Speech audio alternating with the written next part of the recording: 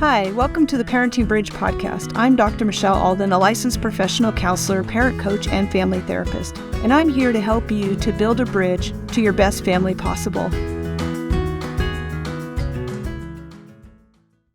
Hey there, just wanted to talk to you about helping your parents with getting their kids calm, regulating, co-regulating, and just to help you to know why we really encourage the parents and why we ourselves, even as counselors, are not going to spend a lot of time reasoning with the kids. So first of all, I'm probably going to do more on this later, but the way that the brain works when kids are having a lot of emotional outbursts, when they're kind of functioning in the lower section of their brain, the limbic system, they are not able to reason. The reasoning is a higher brain level, and our kids that we work with generally are not in that place. Now, they may be trying to reason. Really, they're arguing. They're throwing things out there. They're trying to suck you into a negative loop or suck their parents into this argument, but they're not able to really reason.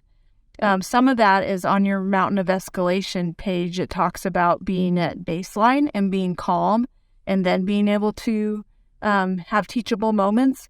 I have some parents that I work with that kind of try to do everything as a teachable moment. There's an explanation for everything. So early in the program, we're working a lot on not giving a lot of explanations, just getting, basic instructions or basic, direction, and helping the child to just, because they're usually kind of higher on that mountain than at baseline, typically, right? And so they're not in a place where they're able to make a lot of choices or decide a lot of things. And we don't want to put all of that in their hands. They have enough of that. We need to have the parents make the choices. And so that's kind of the way that we interact with the kids. So when the kids are dysregulated, we need to find ways to help them to get calm. And so typically what you'll have is kids that have never really learned how to get themselves calm. And so they go, from 0 to 60 in a nanosecond, get very upset, very, high in their emotions. It's all about what they're feeling. And even though they're saying a lot of words, it's really to incite more emotion. So they're not at a place where they're really understanding that they have to, be calm. And so we're not going to try to talk the kids into anything or try to, convince them that they should do or not do something. That's why bribes and threats are not really going to work at that point. We have to get to a place where we're calm. So a lot of times it looks like kind of following the child, being close by, waiting for them to calm. Some kids will kind of pace. Some kids need to be in their room so that the destructiveness is kind of contained. Sometimes I'll tell the parents, let's just give them 5 minutes and then we'll wait by the door. We're not poking at them. We're not trying to get them to escalate and go over the mountain, but we're also not trying to talk them into coming down. We want them to come down to a place where then we can sit with them. Sometimes it involves the parent just sitting in their room with the child, sitting down, getting closer and closer. They don't necessarily have to touch the child. I think that especially a lot of kids with autism really, really struggle with being touched. So, and some kids with attachment disorders really struggle with it too. And that's a difference. With attachment disorders, sometimes I do require that the kids need to allow the parent to be close, to have their leg touching the child's leg. A lot of parents want to put their arm around the child. That is for later once they're calm. Then I would like to see that. I have had kids that will sit, and then when and I have the child say when they're ready, and then they just kind of lean into the parent. It's better if you can have the child lean into the parent rather than have the parent grabbing a hold of the child. And the goal is for the child to get calm enough so that they can do the Calm Plus 5. And so just understand, if the parent's demanding, we need to do a Calm Plus 5, it's time to do a Calm Plus 5, that it's not going to happen that way, right? We can say, when you're ready, we need to do a Calm Plus 5 before we do such and such. And a lot of talking isn't going to do much good. Remember, they're not in their right mind. They're kind of out of their mind, right? So, you kind of have to help the parents to assess that based on the kid that you're working with and how they kind of escalate or de-escalate. But our goal is to get them calm enough to then be able to be calm and relaxed for 5 minutes with the parent there. I want the parent present. So sometimes that means that they have to just sit for a minute. It's like, you sit here for a minute and then I'll come over and we'll do a Calm Plus 5 and then we'll go on. I always pair the Calm Plus 5 with, we're not going to be here all day, but I'm willing to be here all day if we need to, but here's what we're going to do next. And so, it's forward movement. We don't want to be stuck here. So another big piece to this is that you really have to help your parents to be able to get calm too. So while they're doing the Calm Plus 5, while they're sitting there, that is the time when you are going to have the parents take a deep breath and the parents need to be taught. And we teach this, in the de-escalation skills. But again, it's like we need this as people. Like, we're not really great at this.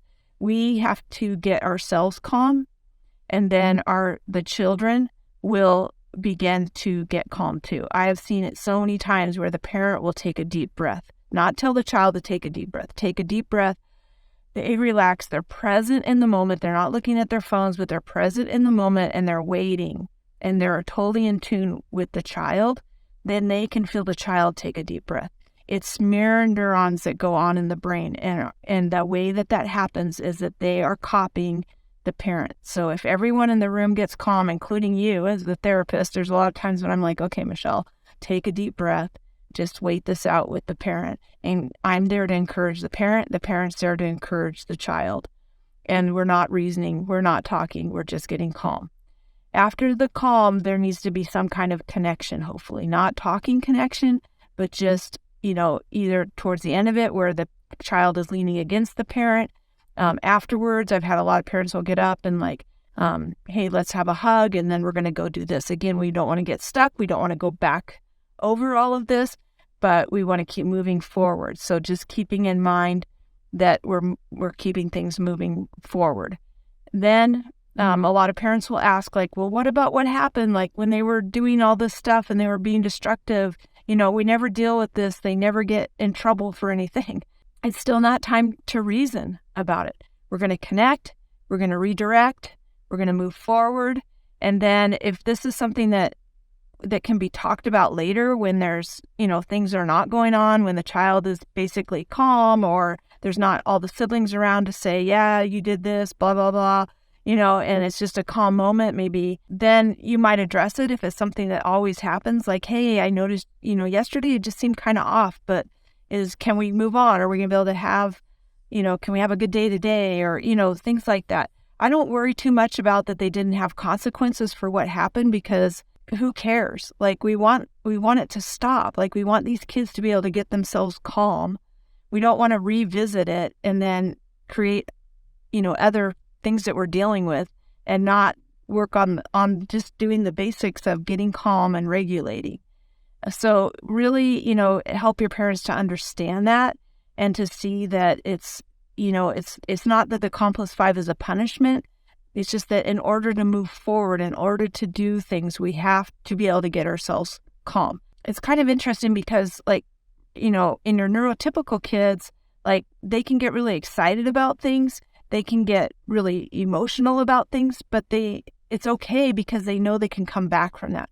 With your kids that have had struggles, like parents can even be really worried when the kids get kind of manic, right? When they get too excited or too hyper because there's no coming back. It's like once that mountain is not just of escalation to aggression, it's like when they get up in those higher levels, it's like anything could happen. It's like, these are kids that when they're, giving the dog a hug, it's like all of a sudden they're squeezing the life out of it, or there's a chance they're going to get bit or that they're going to hurt the dog, because they don't have that balance. They don't have that ability to be able to regulate and see like, oh, the dog's uncomfortable or this is too much. So this helps the kids to be in tune with themselves. It helps them to get some stuff figured out that maybe they missed for whatever reasons in their toddlerhood and their babyhood of of being able to co-regulate and being able to self-soothe. So, really help the parents to see that. And then as the kids work through this, our goal is to help them to be able to find other ways. Or, we can't always do a COM+5, but sometimes we just like helping the kids to understand, like, when they start to get frustrated, to be able to say, I need a break, or can you give me a minute? And so at first it might be telling the parents, like, hey, they're getting frustrated. Give them this option of taking a break and then revisiting it and then coming back. Like, so then when they start to see what happens before they get to a place where someone from the outside is having to help them take control of themselves, and they start to understand that when they're feeling this way, this is the way it could go. And so what they need to do for themselves. So first we have to teach the parents, because they're going to be the first ones that are able to say to the kids, because they're doing the 3-foot rule and because they're close to them and because they're connected in ways that maybe they haven't been before, they can see it. And maybe before they saw it and they just diverted the child or distracted them or gave them a phone to look at to calm down, or a screen, or, something like that. But now it's like, we're going to help them move through it. It's not going to be through talking it out. It's just going to be helping them to, like, hey, when you get yourself calm. I have parents that years later, when their kids are wanting to, they're upset about something, maybe they got into a neighborhood, fight or whatever with the other kids, and the kids come in and they're all upset, he did, she said, all this kind of stuff. And the parents will do like, hey, I need you to do, just to sit for a minute. And when you're calm, then tell me what happened. Because remember, we first have to be regulated, then we have to connect. So even when someone's coming in from the other room and they're yelling at you or telling you something, that's not connection. So stop, get calm, connect, make eye contact, like, hey, I want to tell you what just happened. They may not be able to say that calmly, but some kind of connection, and then they can, tell what happened. So just something to work with your parents on, especially as you move through the program. Have a great day.